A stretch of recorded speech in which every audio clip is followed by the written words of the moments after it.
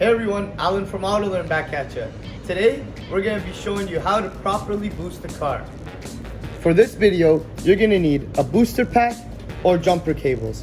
In my opinion, I would always use a booster pack when you're able to do so.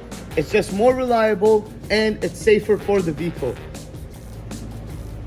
The reason I don't recommend booster cables is because it's possible to short out your vehicle or even short out the vehicle jumping you, because the cables themselves could have a short in them or improper ground.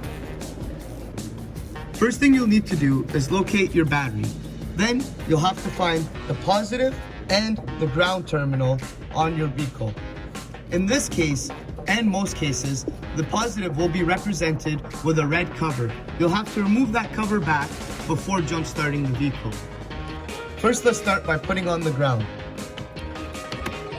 Make sure you have a proper grip on it and that it's well supported in there.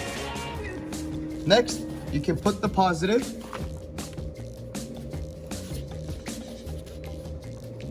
and then you can go ahead and start the boost. Now that we have both cables and the booster on, we're gonna go inside and give it a crank.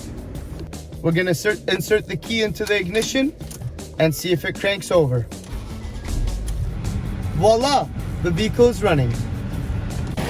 Now that we have the vehicle running, always be sure to turn off the boost first before removing any of the cables. Once you have both cables off, put back the cover, close the hood, and you're good to go. Don't forget to hit like, share, and subscribe.